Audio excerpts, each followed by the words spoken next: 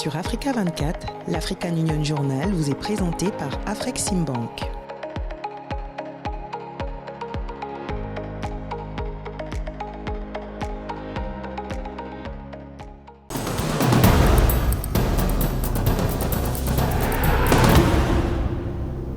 Vous êtes sur Africa 24 et vous faites bien de nous rejoindre. Bienvenue dans l'African Union Journal, votre programme exclusif consacré à l'actualité et aux actions de l'Union africaine.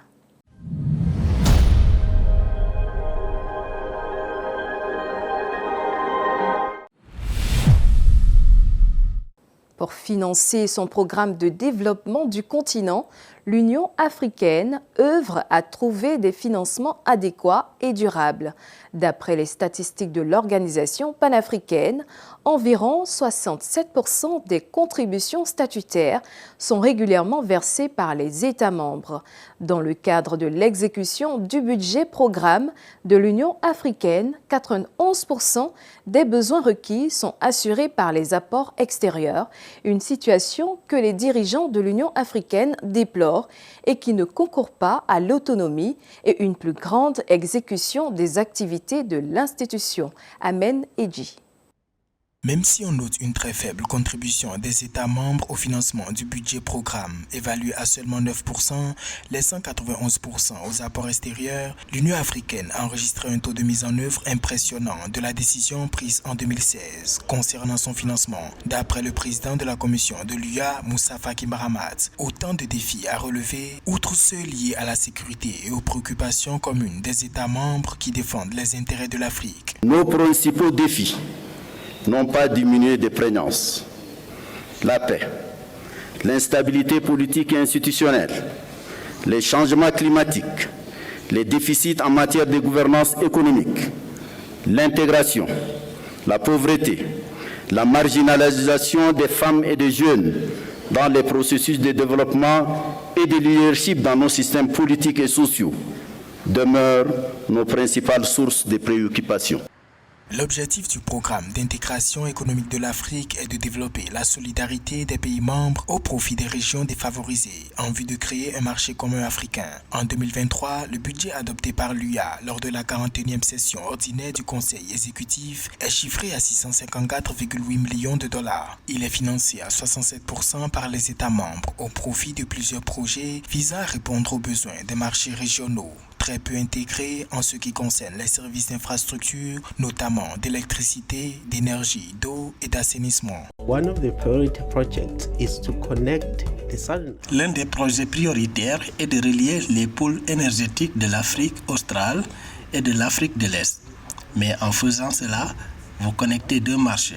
Une fois les liaisons physiques établies, il faut aussi créer des systèmes pour qu'il y ait des échanges commerciaux entre ces pôles énergétiques qui opèrent séparément. Si le pôle austral est à court d'énergie, ce serait plus efficace qu'il puisse en obtenir du pôle oriental ou inversement. Afin de promouvoir l'intégration économique et politique ainsi que le développement du secteur privé, l'Union africaine, dans sa mission de fédération des États membres, met en œuvre plusieurs projets phares clés dans le cadre de l'agenda 2063. Ces derniers visent notamment à promouvoir l'adoption de la zone de libre-échange continentale africaine ZLECAf ainsi que du protocole sur la libre circulation comme moteur de l'intégration et du développement économique régionaux. L'un des principaux enjeux de cette intégration, c'est de répondre aux besoins de notre jeunesse. En Afrique, il y a 55 petites économies. Certaines sont plus en avance que d'autres dans certains secteurs. Il nous faut un marché plus grand pour offrir davantage de perspectives à nos jeunes. À noter que l'Afrique finance son programme de développement par le biais de la mobilisation de ressources nationales. 16 pays ont déjà adopté le nouveau mécanisme de perception des recettes en imposant le prélèvement de 0,2% sur les importations afin de respecter les obligations financières de l'instance panafricaine. Les conflits locaux et les tensions sous-régionales en Afrique continuent d'exercer une pression déstabilisatrice sur le processus d'intégration régionale, compromettant les efforts visant à promouvoir la coopération et le développement économique à travers le continent. Ces troubles entravent la coopération et la réalisation des objectifs communs de développement. Par ailleurs, l'Éthiopie, le Soudan et la République démocratique du Congo concentrent les crises les plus massives sur le continent africain. Philomène Tine. La résurgence des coups d'État militaires, les violences pré- et post-électorales, les crises humanitaires, la menace djihadiste ou encore le péril terroriste sont autant de très grandes sources d'inquiétude qui menacent de ternir le développement du continent. À cet effet, le processus d'intégration régionale en Afrique est encore retardé car la coopération entre les nations africaines reste toujours sapée. La multiplication des foyers de tension avec le retour des vieux démons de la guerre au Soudan, la persistance de l'insécurité à l'est du Congo et la guerre civile en Libye sont autant de défis qui ralentissent considérablement notre élan collectif vers le développement. Ces conflits locaux et tensions sous-régionales en Afrique ne cessent de compromettre les efforts visant à renforcer l'unité et la prospérité du continent. Ainsi, les ressources qui devraient être allouées au développement et à l'intégration financent souvent les efforts de maintien de la paix et de la stabilité. En Afrique, une exclusion réelle, manque de représentation réelle est la cause principale de la violence, des conflits de la violence. Il est donc la responsabilité des décideurs, des politiques, de comprendre ces vecteurs et de rendre ces processus de politique plus inclusifs pour la jeunesse en Afrique. Pour surmonter les obstacles auxquels fait face le continent africain, les instances telles que le Conseil de sécurité de l'Union africaine et les communautés économiques régionales tentent de répondre rapidement et de manière adéquate aux crises. Toutefois, les dirigeants africains préconisent des méthodes de résolution pacifique et durable. Pour avoir la souveraineté économique, vous ne pouvez pas le faire sans un accord, une complicité positive avec le monde des affaires. Nous sommes interdépendants et interliés.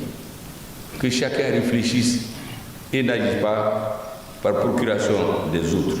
Face aux défis du moment, les dirigeants africains sont appelés à s'attaquer aux causes profondes des conflits et en favorisant le dialogue et la réconciliation. C'est ainsi que les pays africains pourront poser les bases d'une intégration régionale plus solide et plus inclusive selon les experts. Le nouveau président de l'Union africaine, Mohamed Ould El Ghazouani, affiche une vision claire pour l'Afrique durant son mandat. Promouvoir l'influence du continent sur la scène mondiale, réaliser une révolution éducative et freiner les entraves au développement socio-économique, afin de construire une Afrique intégrée, prospère et en paix conduite par ses propres citoyens. Le dirigeant compte notamment s'attaquer aux changements anticonstitutionnels de gouvernement, aux conflits, aux inégalités et à la sous-scolarisation. Mildred Yamo.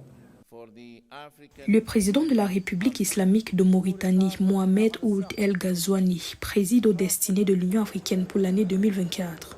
Son mandat à la tête de l'institution panafricaine arrive dans un contexte où le continent fait face aux nombreux obstacles à son développement, tels que l'insécurité, les changements anticonstitutionnels de gouvernement, la recrudescence des épidémies, les inégalités, le changement climatique, la hausse du coût de la vie, entre autres. Pour son nouveau mandat à la tête de l'Union africaine, le président El Ghazouani s'engage en faveur de l'atteinte des objectifs fixés dans l'agenda 2063.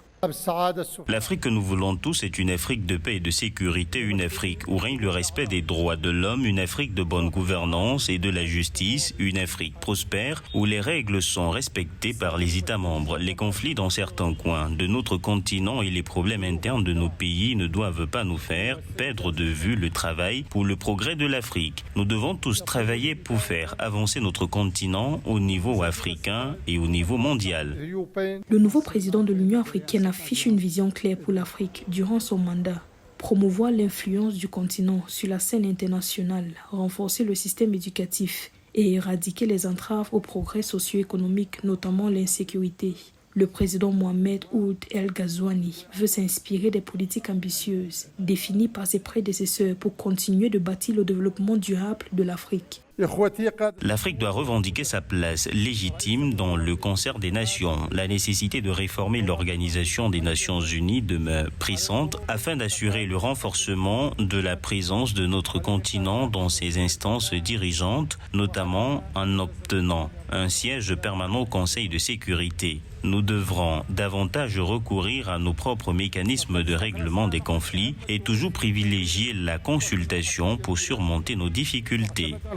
Pour le président de l'Union africaine, la succession de coups d'État en Afrique contribue à l'aggravation des défis socio-économiques sur le continent depuis 2020. S'alignant sur l'objectif de l'Union africaine d'améliorer l'éducation en Afrique en 2024, le président El Ghazouani regrette le manque de compétences chez les jeunes et se donne pour leitmotiv une révolution éducative sur le continent à travers des formations de qualité. Si nous voulons offrir de meilleures perspectives à nos jeunes, nous devons commencer par nous investir aujourd'hui dans leur éducation. Il incombe à nous tous, gouvernements, sociétés civiles et acteurs de divers secteurs, de redoubler d'efforts en matière de sensibilisation et de mobilisation des ressources humaines, techniques et financières pour amorcer une révolution éducative. Celle-ci devrait offrir à toutes nos filles et à tous nos garçons des opportunités d'éducation, de formation et de développement des compétences de manière continue. Dans sa stratégie de développement pour l'Afrique, le président Mohamed Ould El Ghazouani entend également poursuivre la mise en œuvre de la zone de libre-échange continentale africaine, la deuxième phase du programme pour le développement des infrastructures en Afrique, les projets de renforcement des capacités agricoles et de marché électrique continental dans le cadre du deuxième plan décennal 2024-2034 de mise en œuvre de l'agenda 2063. Dans l'actualité des régions cette semaine, en Afrique de l'Est, le président de la Commission de l'Union africaine appelle à la désescalade des tensions à l'est de la République démocratique du Congo. Le président de la Commission de l'Union africaine, Moussa Faki Mahamat, a exprimé mercredi 21 février 2024 sa vive préoccupation face aux tensions croissantes dans l'est de la République démocratique du Congo et réitéré son appel à la désescalade rapide.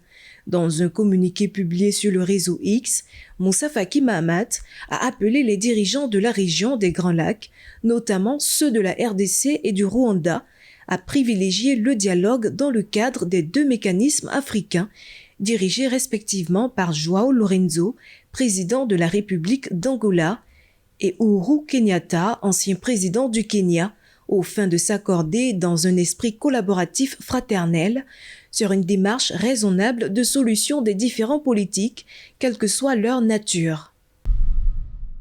En Afrique de l'Ouest, la CEDEAO prévoit l'élaboration d'une politique d'intégration de la dimension genre dans les opérations de soutien de la paix dans la région. Après des décennies de progrès dans le domaine de l'égalité de genre, les femmes sont toujours victimes de diverses formes de violence et de violations de leurs droits, notamment en période de conflit. La CEDEAO veut renforcer son arsenal juridique en matière de promotion et de protection des droits de la femme.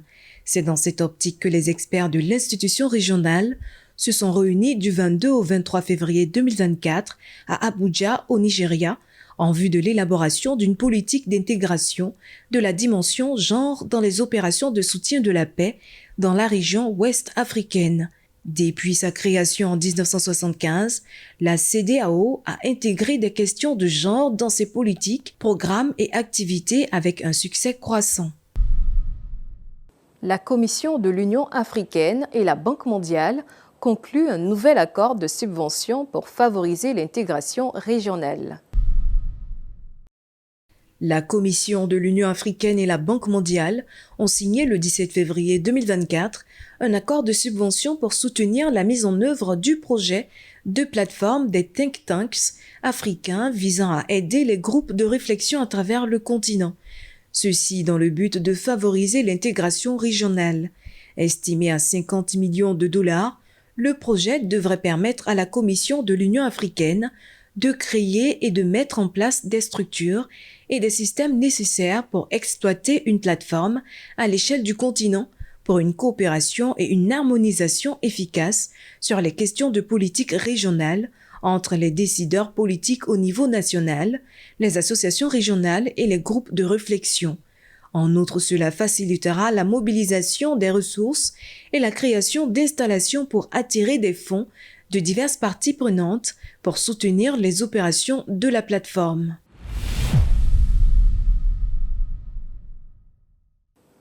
Les pays africains demandent une réforme du système financier mondial, critiquant les taux d'emprunt prohibitifs de 20% en moyenne qui leur sont imposés. L'Union africaine plaide pour l'assouplissement de la dette qui a absorbé 17% des budgets nationaux de pays en 2023. La diversification des partenaires financiers de l'Afrique est considérée comme essentielle pour libérer son plein potentiel économique, notamment pour atteindre les objectifs de résilience climatique et de transition énergétique. Nathalie Mo. L'Afrique, dont le service de la dette a capté 17% de la dépense publique en 2023, niveau le plus élevé depuis 1999 et en hausse de plus de 50% par rapport à 2022, exige une réforme du système financier mondial. Pour les pays africains, les règles sur les marchés financiers internationaux sont désuètes et inéquitables. Ils veulent rompre avec les taux d'emprunt prohibitifs de 20% en moyenne qui leur sont imposés. Attirés par le marché des eurobonds depuis la pandémie de Covid-19, l'Afrique reste discriminée par des cotes de crédit faibles, de larges écarts de taux d'intérêt et des perceptions négatives des risques d'investissement. Marqués par les crises multidimensionnelles, les appels à la réforme de l'architecture financière internationale, les offres de financement inadaptées aux besoins de nos économies et l'existence d'une cinquantaine de monnaies non convertibles en Afrique, notre continent a véritablement besoin des instruments de financement qui offrent des prestations adaptées à ces réalités, à ces défis climatiques et sécuritaires. 19 pays africains sont exposés à un risque élevé de surendettement, plusieurs d'entre eux ayant vu leur dette croître de 30% en moyenne au cours des 10 dernières années, selon la Banque mondiale. Lors du forum G20 Compact 8 Africa en novembre 2023, l'Union africaine a plaidé pour l'assouplissement de la dette, l'option de l'annulation ayant été rejetée par les pays occidentaux. Le changement de leadership prévu au Fonds monétaire international en 2025 sera l'occasion de concrétiser ces changements, indiquent des observateurs. Close to 23 African countries and debt distress. Près de 23 pays africains sont en situation de crise de la dette et 3 d'entre eux ont fait défaut sur leur dette. Ainsi, le Fonds monétaire africain, le mécanisme financier africain seront des points d'ancrage pour la stabilité financière. Depuis plus de 80 ans, le système financier mondial n'a connu aucune évolution majeure. Dans ce contexte, l'Union africaine croit que la libération du plein potentiel économique du continent repose sur la diversification de ses partenaires financiers. C'est notamment le cas pour atteindre les objectifs de résilience climatique et de transition énergétique de l'Afrique. De nouvelles émissions de droits de tirage spéciaux équivalentes à 650 milliards de dollars chacune de l'Occident sont nécessaires d'ici 2030. We hold our reserves in foreign banks, attracting largely negative rates of interest. The proposal that I'm going to put to the plenary, and I want to Nos réserves sont détenues par des banques étrangères bénéficiant de taux d'intérêt largement négatifs. Nous devrions prendre la décision qu'au moins 30% des réserves souveraines de chacun d'entre nous soient effectivement investies dans les institutions multilatérales africaines, comme la Banque africaine de développement ou Afreximbank. Ce qui renforcerait leurs équilibres, renforcerait leur capacité à faciliter toujours plus de ressources pour notre développement. Which would strengthen their balance sheets and strengthen their capacity also to facilitate more and more resources for our development. Lors du sommet pour un nouveau pacte financier mondial qui s'est tenu les 22 et 23 juin 2023 à Paris en France, le président kényan William Ruto a lancé un appel pour une meilleure répartition du pouvoir de décision au sein du G20, du G7 et des institutions financières de Bretton Woods et, in fine, une meilleure répartition des ressources.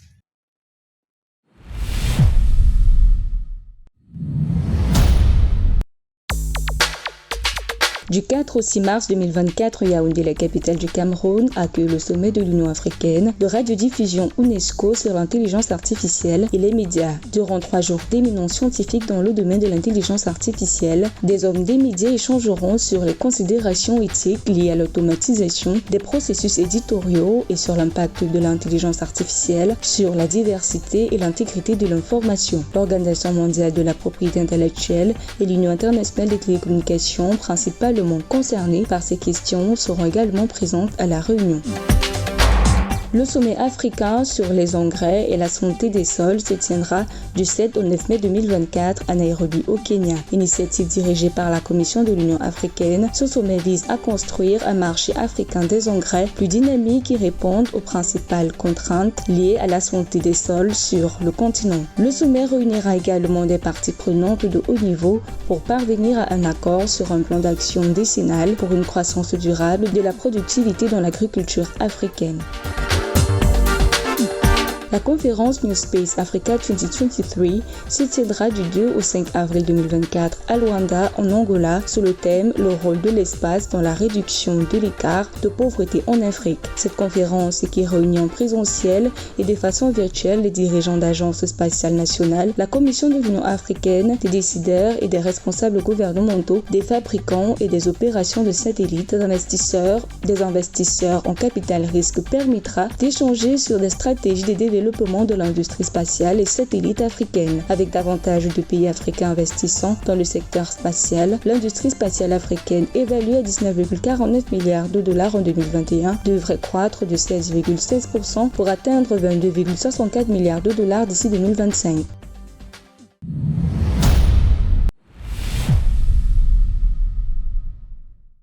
La zone de libre-échange continentale africaine, ZLECAf, organe mis en œuvre en 2018 par l'Union africaine, vise à accélérer de manière significative la croissance du commerce intra-africain et à l'utiliser plus efficacement en tant que moteur de la croissance et du développement durable en doublant le commerce intra-africain, renforçant ainsi la voie commune de l'Afrique.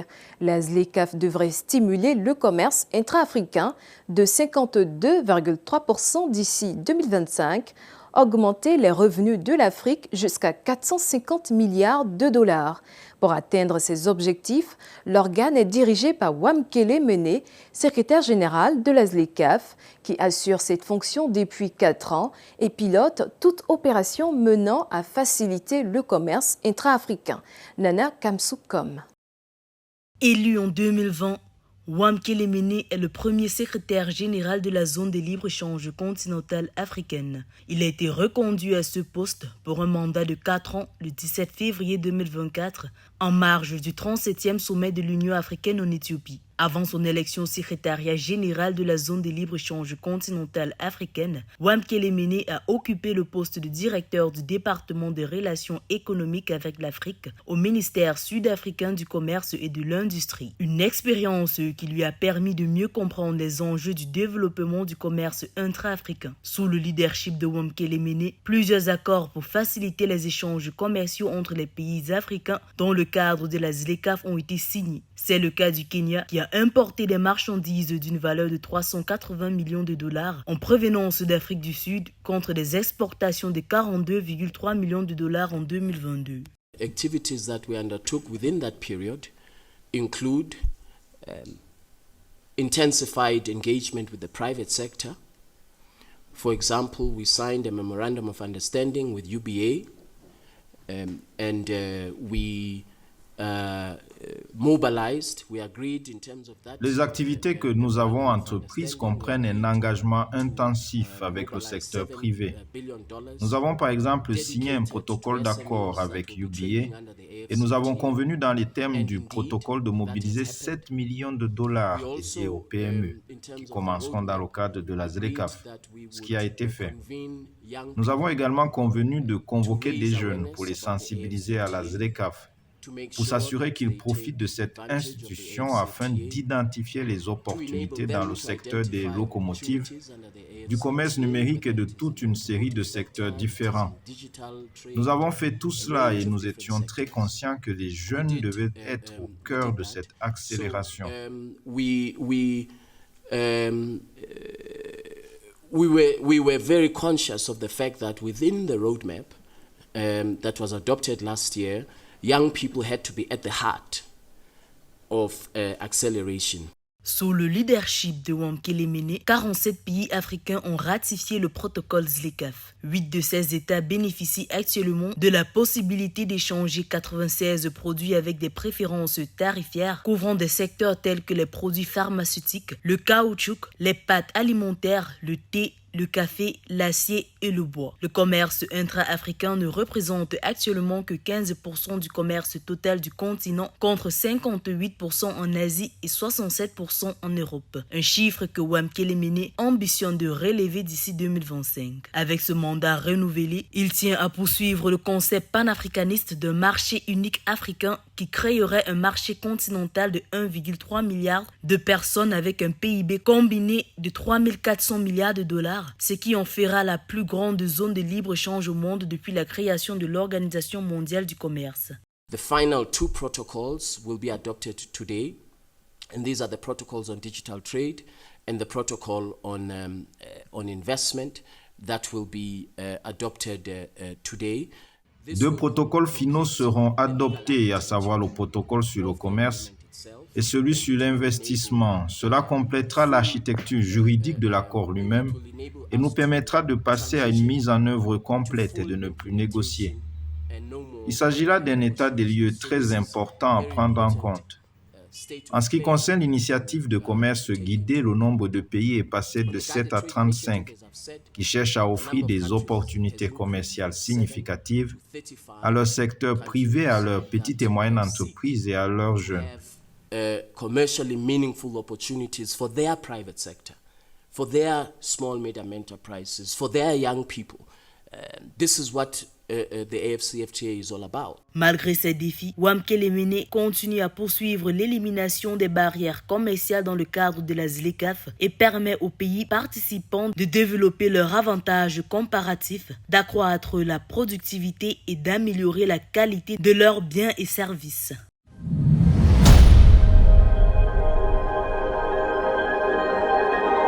C'était l'African Union Journal. Merci à tous de nous avoir suivis. Retrouvez votre programme en replay sur MyAfrica24 et sur africa24tv.com.